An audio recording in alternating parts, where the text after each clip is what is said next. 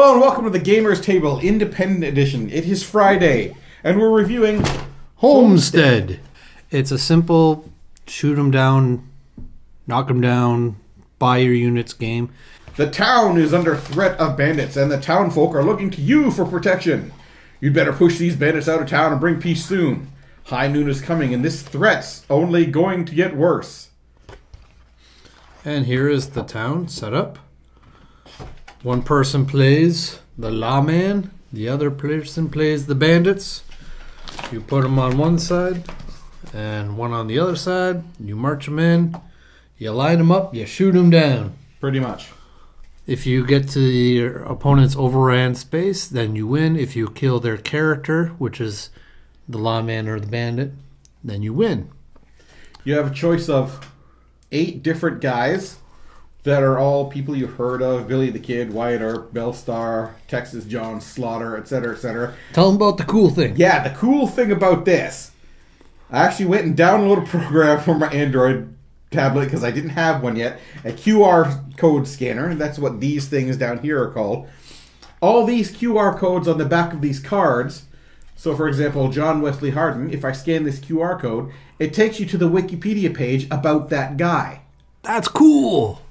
We thought that was really cool because we're a bunch of giant nerds. Ken is still out there reading about the Cowboys. Another neato factor for this game, I'm hitting some of the good points right away.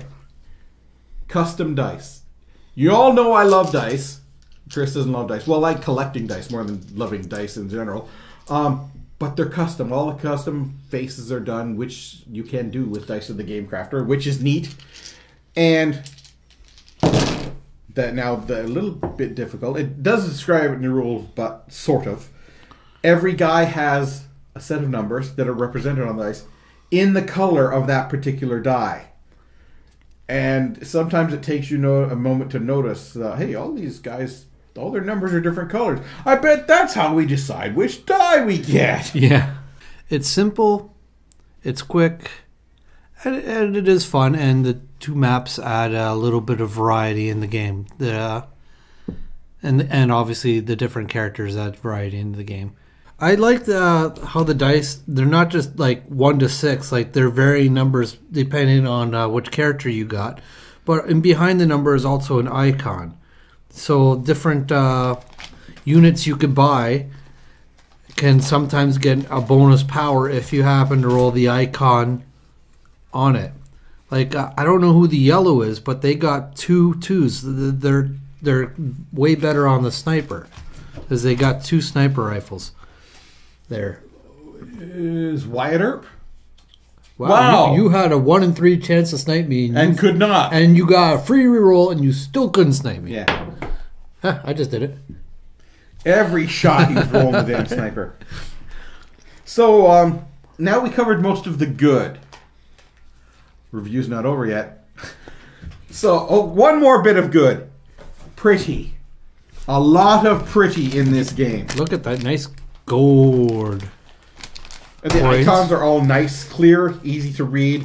It's a lot of token and dice assembly when you first get the game, but that happens in a lot of games, so that's not a really big thing. There's another side to that board, which is also really nicely artistic. It really changes the game. It does, yes. Now, the bad. Bad number 1. The rule book. Not a book. Well, it's not even a book, yeah. Rule sheets. So, yeah, I talk about the rules all the time, how the rules are the heart of your game. The rules are what makes or breaks the game. Go back and reorganize. It's everything is there. Everything we needed to know is in this document. It's not organized properly. So, either you ignored what playtester said, or you didn't playtest it enough, because these rules, if people are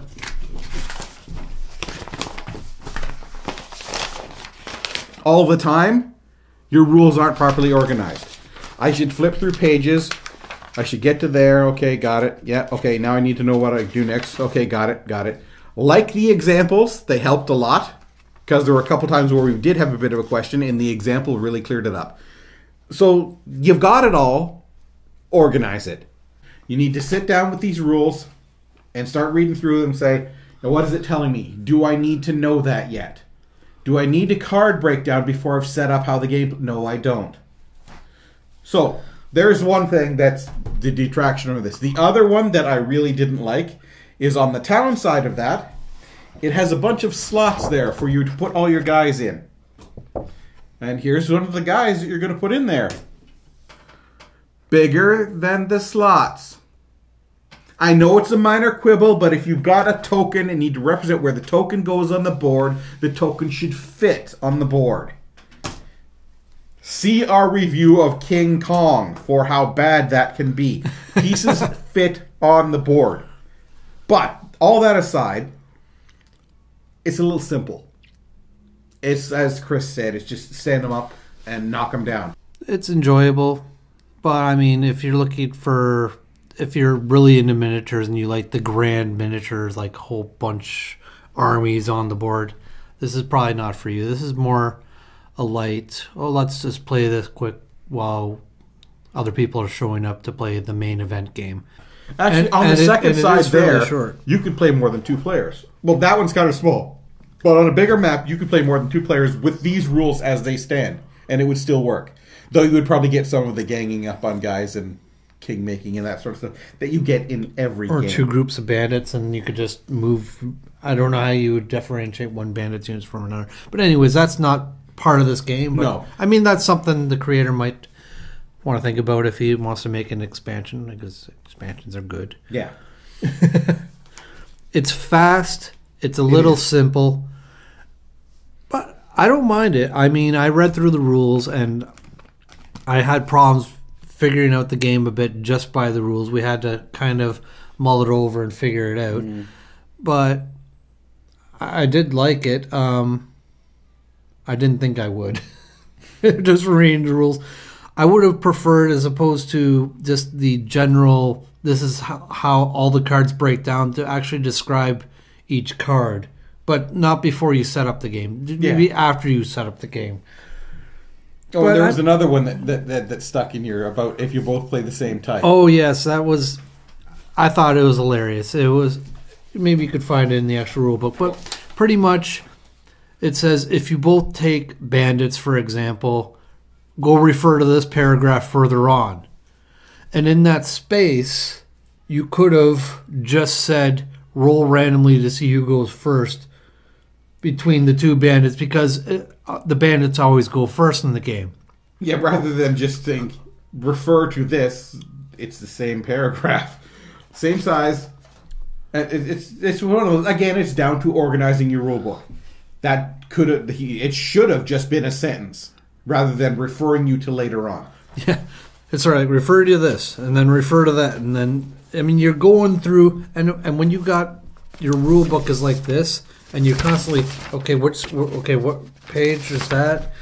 It becomes really hard to find stuff. If it's in a book or even just put together, it makes things a lot easier to find or go back to and find than all the pages coming out of order.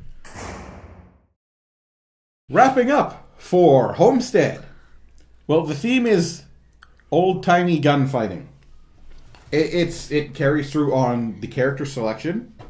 It sort of carries through on the different units you can pick up, but not all the time. And it falls down in some of the gameplay because you're just sort of marching up in lines and sort of shooting at each other, and whoever had the better die roll and the better posse at the time is going to win that particular roll and wipe out all of the other guys' things on his line, which is even more devastating in that side because you could possibly have 5 guys that you blow up on the hex side. Yeah. If you got the right thing. So the theme, it's there, but it really not hugely connected to the gameplay. Easy to learn. Unfortunately, no, because the rulebook's not organized as well as it could be. We figured it out. But... Yes, we were able to play it, which is, a step above some other games. But you need to go back and reorganize this. And fun to play. I had fun. It's not bad. It's not great, but it's not bad. It certainly falls under the 30 minutes that is advertised on the game box for 2 players. Which is good. Yes, it's a very light game. I give Homestead a 6. I like the replayability a little bit just because the different maps that you could play on do play quite a bit differently. So in that sense, there's replayability and the different characters. I mean, I wouldn't be choosing the characters. I'd random them all the time. Yeah. Just because, I like this guy. Seems like the strongest guy. I'll take him all the time. Now, that's boring.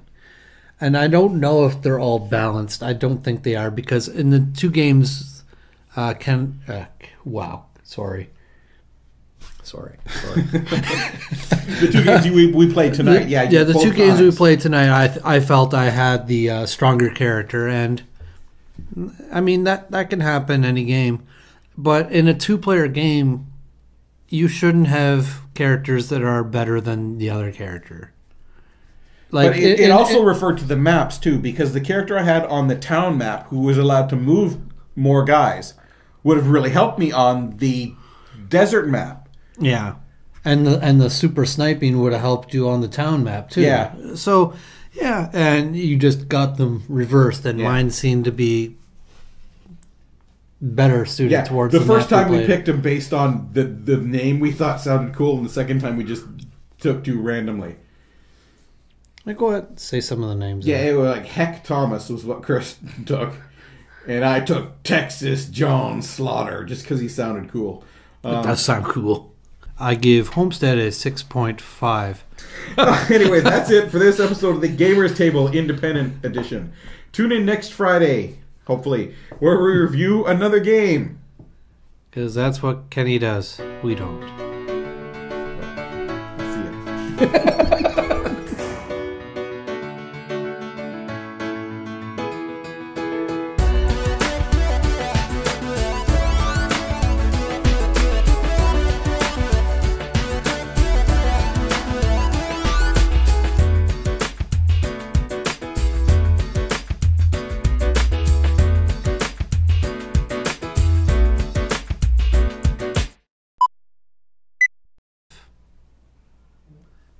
And I guess that's it. What the hell is he playing? A tuba out there now? Good old Keddy. Yes, he's probably he's learning a rule book. I give Homestead 6 guns.